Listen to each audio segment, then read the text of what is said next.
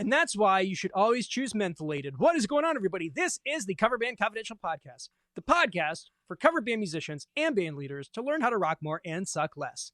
In Atlanta, Georgia, I'm Adam Johnson. In Greensboro, North Carolina, I'm Dan Ray. Did you end up playing them shows? I did not. I canceled Thursday and Friday last week. Yeah, Oh. felt like death, canceled. And, you know, of course, everybody's very understanding these days. We just came out of this whole thing of canceling everything. And so canceling occasional things seems pretty par for the course. Yeah. So I'm hearing a little bit of residual crud. I got some But I zhuzh. feel like you're you're kind of on the mend. I'm at like 90%. So here's what I've learned. And I took COVID tests first 2 days of having symptoms, totally negative, and nobody else in my family had gotten sick. And then I remembered like maybe 8 or 10 years ago, I had what I thought was the flu, and I went to the doctor, and the doctor said, no, it ain't the flu. This is seasonal allergies you have here. Yeah. And I was like, oh, I see. And so I started taking the Claritin, and what I learned, I was today minus 4 or 5 days old, when I learned that if you're taking those one a day antihistamines, Allegra or Claritin or Zyrtec or those things, if you're taking them before the season starts, they will probably stop you from ever feeling anything. But if you've already got symptoms when you start taking them, it takes them a day to knock down the histamine reaction and start to have everything chill out. So I'm now headed toward chilling out. You know, that morning you wake up and you're like, like you can breathe and your throat doesn't hurt anymore. Like that morning of, could be tomorrow, could be 2 weeks from now. Could be. I don't know. Wasn't this morning, but this morning wasn't bad. This morning was the best morning I've had in 2 weeks. I have my trivia show. It was the 80s that we postponed out of last week. We are doing it tomorrow. By God, I'm doing it. And one of my regulars is coming, Diane, who is also a regular at my karaoke. And so if everything falls apart vocally, I will pull her up and I will have her sing for me the rest of the show. There you go. That'll be great. And then on Friday, we got the St. Patrick's Day show, which I am really mostly trying to save my voice for. On my way down to the band dorm to set up some stuff for my roadie to come pick up. We don't really call him a roadie. He's a technical manager. Production coordinator. A fellow who helps. But I did kind of accumulate into the front part of the room, the stuff I need him to bring. And on my way down there and back, I did sing along to some parts of my set list at full volume in the car and did pretty okay, I think. I feel all right. So I am equipped. I got my Fisherman's Friends, which is a cough lozenge that is, if you're unfamiliar, it tastes like death. Yep. And it works like almost nothing else on the market. I got my Singer Saving Grace, also tastes like death, also works like nothing else on the market. And then I'll just stay on water all night. I won't drink that night. I'll just be a water guy. And and if it all falls apart, Taylor can try and sing my parts. We'll do fine. I mean, you got to continge. I mean, there's a way through it. Yeah. No. But I will note, it sucks. Singing whilst sick. Yeah, it's not good.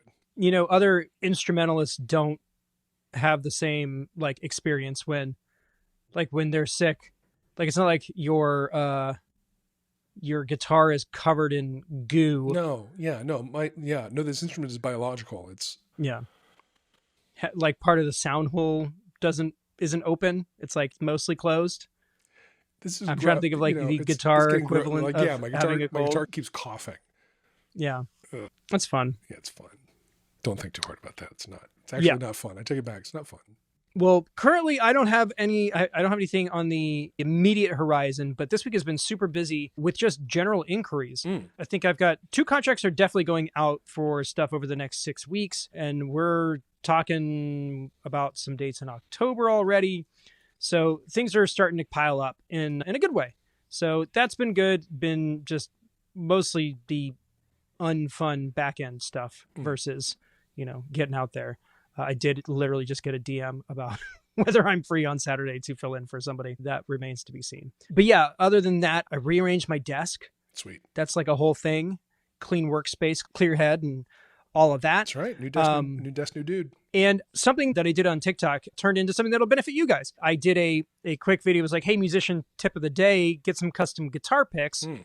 And that video got over 10,000 views. And people were like, hey, where do you get them picks? And so I went to our buddy JJ at Picks of Destiny and I sent him a link. I said, hey, these people are asking where I got these things. Could you throw us another discount code? And he's like, sure. But I used the wrong email address, but that's okay because you can still use it. But if you go to picsofdestiny.com, you can get your own custom pics for your project. They are one of the few places I've ever seen that has a built-in QR code generator. So you can put QR codes on the actual pics. Sweet. And they hold up great. And if you use ATL party bands at checkout, you save 10% off your total order, which is not going to be very much anyway because they're very reasonably priced. But why not save 10%? But why not? I announced that in the Patreon Slack, and a couple of guys were like, I was literally in the process of getting that order ready to go. Nice. So thank you very much. Nice. But yes, picsofdestiny.com, ATL party bands, save 10%. Go and do it. Why would you not? Yeah, nobody wants business cards. Business cards are for your dad. But I'll tell you, when people ask me for mine and I pull out a pic with my QR code on the back, they're like, oh, so I keep them in the change pocket of my jeans. I always have like 15 or 20 in there. And I pull them out and say, okay, listen, this is an actual battle-tested pick. This has been through the wars. And mostly they have because that's where I keep them. Yeah, and they're like, oh, it's so cool. You know, it's an effective moment. For sure. So go out and do that. Other general housekeeping things. The video this week I have not started. But you have a good idea. I do have a good idea. I actually have a lot of good ideas. Let's just share some concepts. And maybe if one of these jumps out at you, you can send us an email, coverbandconfidential@gmail.com, and say, hey, I'd love to hear more about this. There is one that I've started called What I Think When I Hear I Don't Have Enough Time as a musician. Yeah. It's a harder nut to crack than I was planning on getting into. We still haven't done the stage presence for introverts. That is still kind of in progress. Ways musicians can make money. I literally have a blank page that says, so you want to start a cover band? Nothing else. There's a pricing one. Why I don't jam, because I don't. Is it too late to become a professional musician? Oh, good one. And the one that's actually coming out this week, hopefully, is 5 reasons why the Line 6 HX Stomp is still a great buy in 2023. That was the discussion we had on the Slack today. Spoiler alert, it is. And there are 5 reasons. So you can...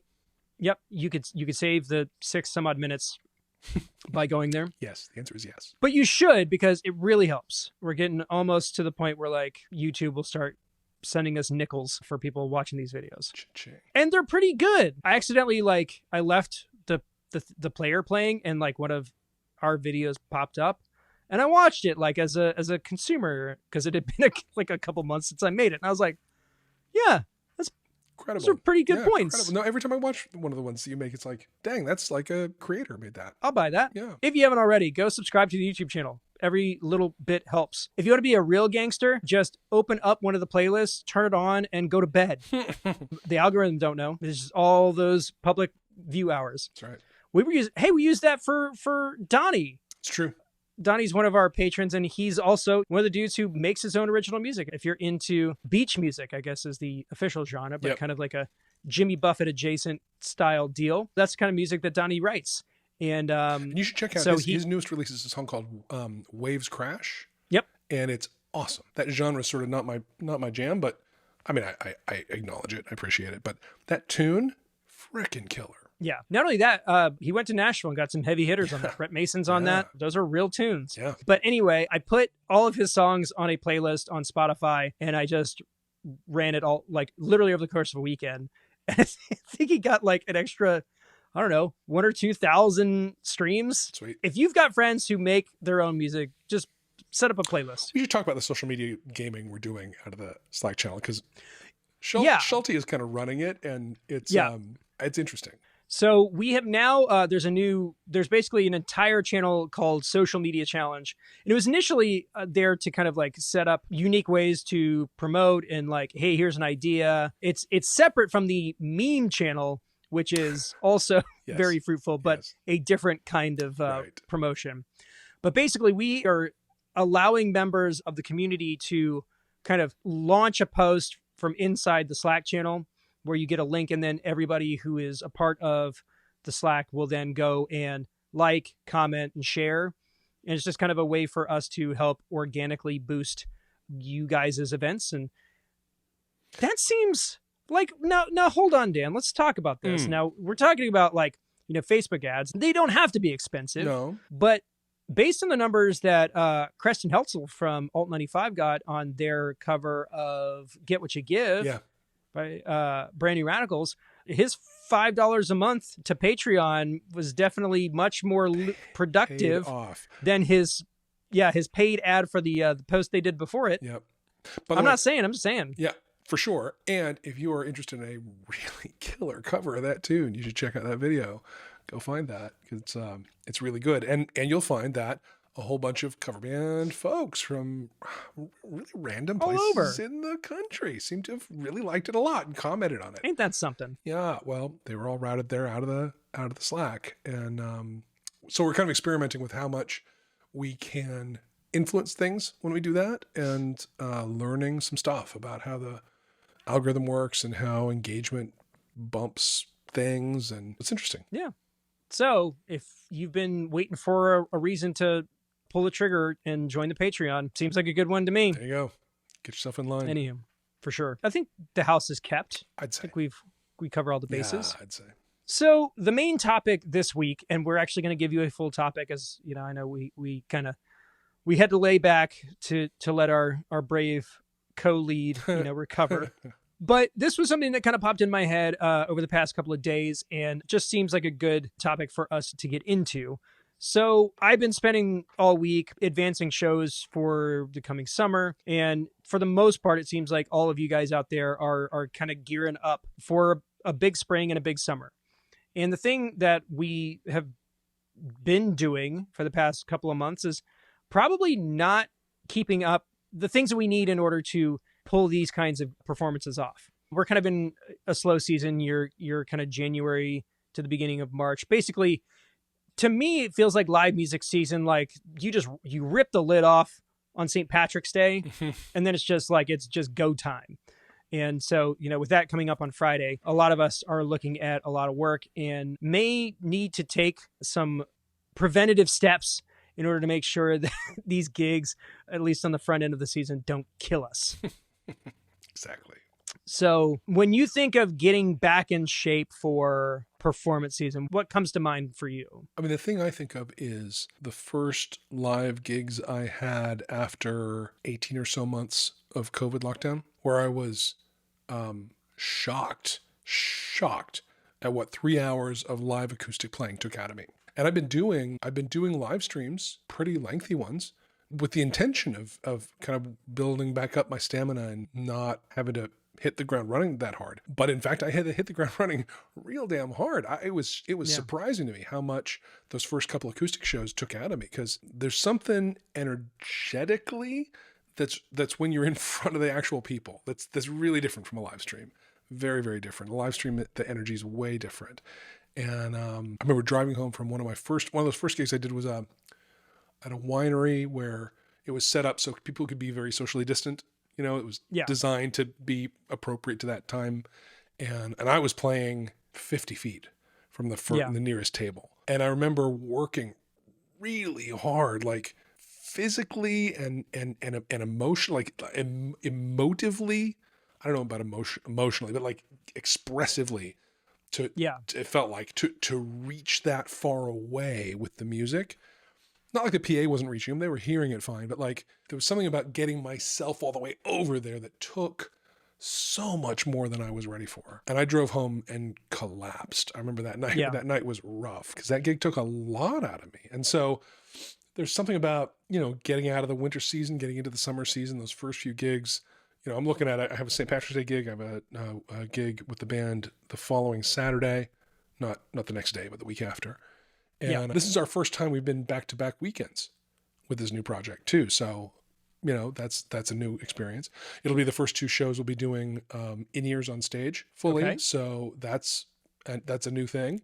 I think we're ready. We've been rehearsing in-ears for months now, so I think we're ready to go on that. But there's just a lot of stuff that's kind of new in the air in terms of the tech of it, but also first time I've done the full band, full energy, high stuff in a while. So yeah, it's a good moment to talk about getting back in shape. Yeah, when you were kind of regaling about your first time back. To me, it's the things that you don't expect, you don't necessarily think about. Like there's definitely some things that are fairly obvious. You want to get your voice accustomed to exerting at a certain level for an extended period of time. And the idea of getting, your calluses and your your grip strength back in place where you're not going like, the song's an F and I just don't, I don't know if I have it in me. Why? Actually, we were talking about that. The first performance I had done back in a while, I like drove to like East Jesus Nowhere, Alabama to play at a wedding. Right. I played guitar all night, and by the second or third last song, my index finger just locked. Mm-hmm. Like I couldn't bend it. Yeah. That was fun. Yeah, no, I had my fretting hand cramped at that first gig real bad. Like in the second set, I couldn't.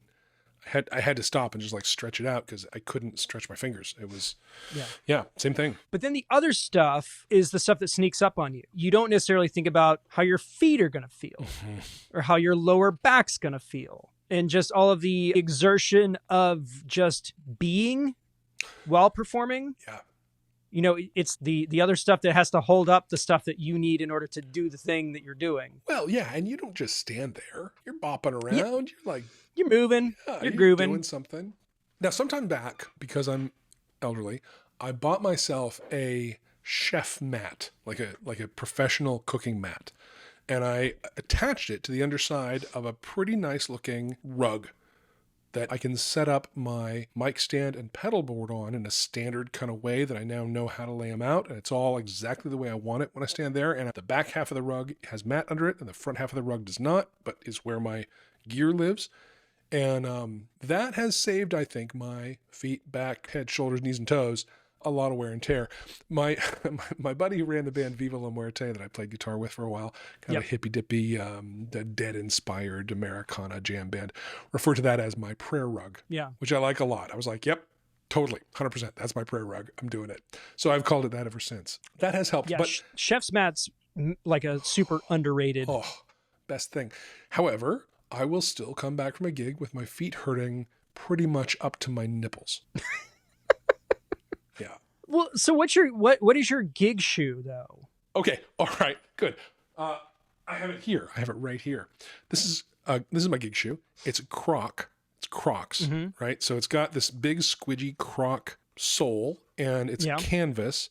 I'll find the name of it and put it in the show notes if anyone cares about my freaking shoes. That's a random thing, but I don't know. I think it's important. I think it's more important than people give it credit. Probably so. So it's a canvas shoe. It's brown. It's kind of, it looks like a beach shoe. It's a little, rough around the edges. They look like the Hey Dudes. They kind of look like Hey Dudes. I have had Hey Dudes. These actually have better soles for this because the sole is really solid rubber and grips really, really well. Like there's traction like crazy on these things. In like wet conditions, I never slip in these.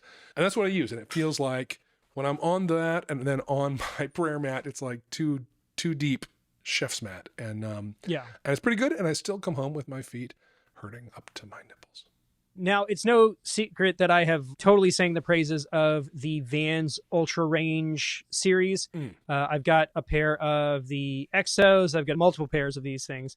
And they look like if Nike was run by a skate company. Cool. They are basically running shoes with a Vans aesthetic. I love them. They're the lightest shoe I think I've ever worn. They're super comfortable. They're a little pricey, but I think they're worth it. I just Googled them. They're not, like 40, 50, 60 bucks. That's not crazy. You must be looking in the clearance section. I'm looking at the brand new ones that they just released and they're 120. So, but Vans is really good about sales. They do BOGOs all the time. I've definitely gotten pairs at the outlets for 60 to 80 bucks. They're super reasonable. There are deals to be had if you go looking for them. That's good. I would say I've picked up the Crocs Santa Cruz, sometimes 3 pairs at a time. Yeah. I just stuffed a couple in the closet to have when these ones wear out because they do. The soles get worn down and they get slippery and whatever. But when you find that shoe that works for you, stick with it. I will say the only downside of the Croc is that the toe is very round, and so it's not. It sometimes feels not very precise when you're working with a pedal board. That's fair. So I was just Googling those ones you were talking about. It looks like the toe is a little more pointy and might be. Yeah, again, it's like a running shoe. Right. But like a fashionable one. Well, maybe I'll try that out. I can't recommend them enough. So yeah, there's the getting used to standing. There's the how much of your arm are you actually going to use for the sake of performance. Are you a jumper? Are you a runner? Also, are you just like, have you been picking heavy things up and moving them around as often as you will be this coming year? Yeah. The other thing that was a part of this is just general fitness, because there's a physical component to this whole process. There's the performance component, of course, and the better shape you're in, the more stamina you have, the more energy that you can exude over an extended period of time. Yep. Plus all of the loading and unloading and bending over and picking stuff up and it's all that stuff. A fundamentally physical thing that we do. It's true. And my Apple Watch keeps saying, "Hey, you have low cardio health." Damn. Thank you, Apple Watch. Like, yeah, man, mind your beeswax. God damn. So anyway, the I say all that's to say, after not being in a gym and picking heavy things up basically since the world shut down, I signed up for a gym membership today. That's good. So I can get back into the swing of things. I've been doing like cardio and yoga, and I like those things. But at some point, the slow increase of my weight is not enough resistance for yoga and all of the other things. So it's time to employ some other stuff. And I've been a person who was very fit. I did CrossFit for a number of years, and being jacked is kind of fun. You just feel super confident. Like if something happens or comes up, you're like, yeah, I can do that. I can chase my kid for 45 minutes. I can throw you 20 feet in the air at the pool. Sure. Like being strong and confident in your husk, your meat sack it feels good. Yeah. So the current situation is that it's a brand new gym. It's very close to my house, and the website says they open at 6, which is great because I could get the kiddos on the bus and then go work out. I went and did a walkthrough, and the owner was there, and he's like, yeah, we're still getting like the staffing figured out. So like we're opening at 8 right now, but we're hoping to get somebody so that we can do 6. So I'm fully prepared to get in the car and drive there around 7-ish and them not be open. Is it a new shop? They did their grand opening 2 days ago. Okay. In our area, the biggest gyms are going to be things like Lifetime Fitness. I don't know if you have those around you. They're these massive complexes that, they've got indoor outdoor pools and they've got childcare and they've got water slides and they've got a full spa. It's basically like a community style thing, but they are just wildly expensive. And I just couldn't justify that at the moment. And this place being less than a mile from my house and $25 a month. That's good. Seemed like a more reasonable situation. It's good. We're members of the local Y. We don't go, but we're members. No, listen, I'm terrible. I have a bad track record with this. At one time in my life, I had a membership at 3 different gyms. Wow. Because, you sign the contract and it's a year or something, and it's goddamn ironclad. They're not letting you out of that. And then to not renew is also really takes an act of Congress. Signed up for this gym, was going to go get healthy, get great. Oh yeah, I was really excited. And that lasted a couple months. And then I found out this other gym that they had a steam room. I was like, steam room? Yeah, I'll have to do a steam room. Yeah, I'm going to go that. I'll go to that. So I signed up for that one too. And so then I was paying for that. And I went to that for a couple months. And then there was some class at another one that my wife wanted to do, and she talked, so we were going to go to that, and so we signed up for that one. So at one point I did have 3 concurrent gym memberships that I was not going to any of. Yowza. Yeah. I did get them all canceled at some point. Well, that's good. Yeah. I mean, did you have to sacrifice a chicken or? No, I just had to go and sit in an office for a long time and be unswayed by sales pitches by very fit women. But it's funny because it's in those situations, both people don't want to be there. Right. Yeah. And you should just be like, listen, you don't want to do this and I don't want to hear it. Yeah. Why don't we just Yeah, I'm not going to sign up again, and you only get paid if I do. So why are we doing this to each other?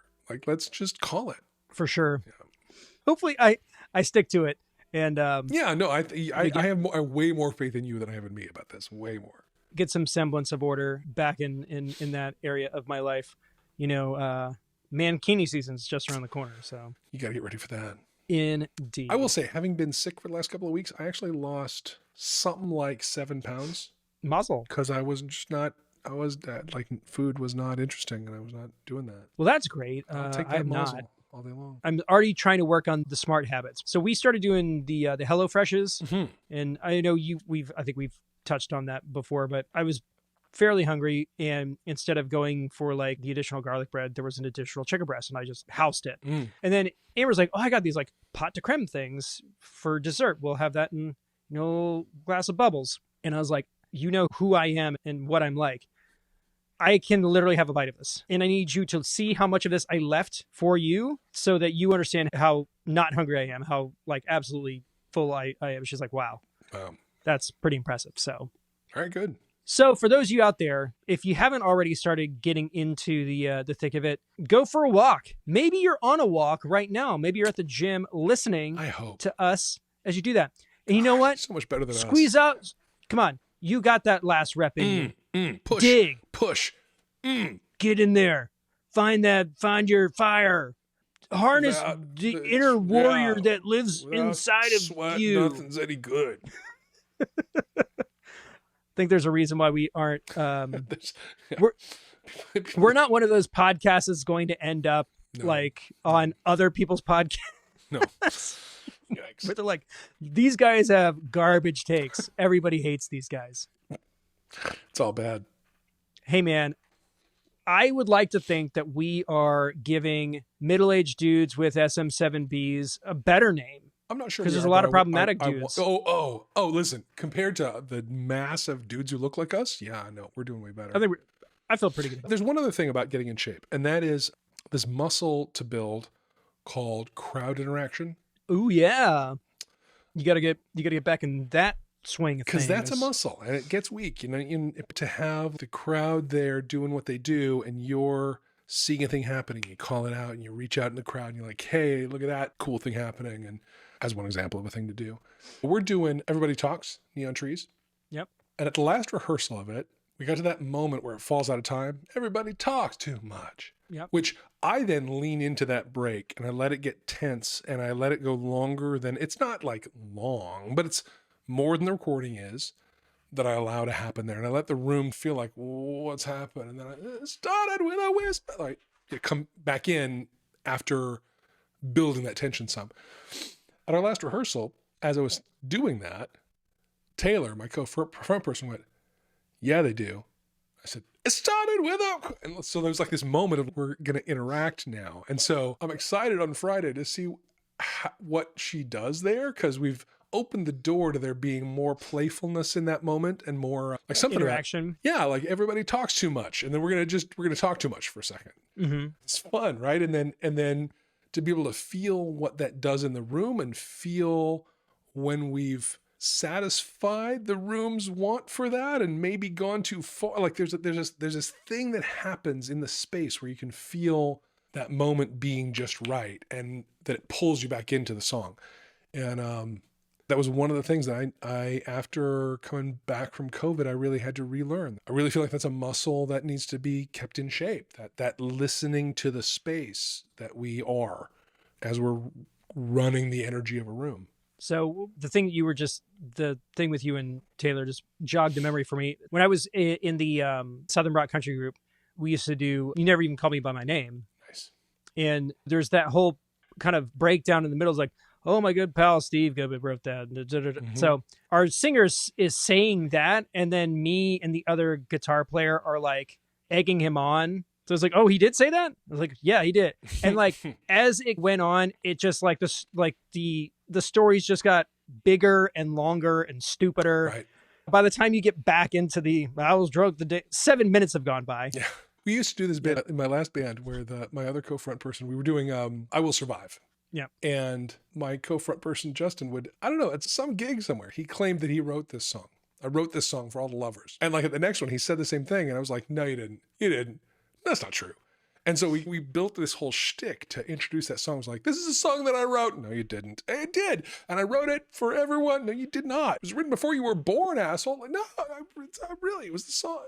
So we had this whole like thing that was similar to that. Like we built this game we played around the song that made it fun for us. I don't know if the audience cared, but it was fun for us because we were playing, and it was a good time.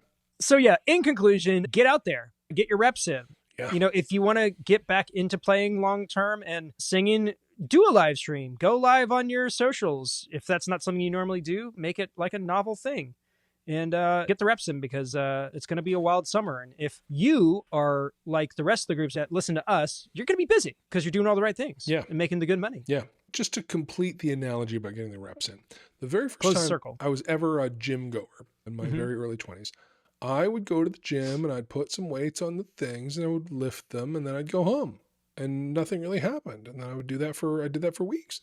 And at some point I realized I'm lifting the amount of weight I can lift. I need to lift the amount of weight I can't lift. Yep. Right. I need to lift to failure. I need to lift more than I can lift, so it's not just putting the reps in, it's putting reps of enough tension in, right? It's putting reps in that challenge you. Yeah. They're boring. They're repetitive. You just got to do them, but that's how that is. And it's got to be enough of a challenge that you're going to grow. Indeed. So I love it. There you go. Fantastic. I think that's a good one. I think we'll wrap it. Put a bow on it right there. Done. Folks, thanks so much for tuning in. We love all the interactions. The Facebook group's been popping off the past couple of days. And we're in there too. We're not behind a paywall. We are everywhere all the time. For sure. And if you want to get your questions answered or you need advice about something, hit us up. Coverbandconfidential@gmail.com, or DM us on any of the platforms, comments, all that good stuff. Or you can leave a review on the podcast platform of your choice, because it's been a couple weeks since we've got one. That's the thing. But you don't have to do any of that. We don't mind. It's all good. You could just do all the stuff that Adam from the Van Band's about to say. Let us get him out of the chest that we keep him in the podcast dungeon. I'm going to trot out Moskowitz now, and here's what he's going to say. Do it, Moskowitz. See the thing now.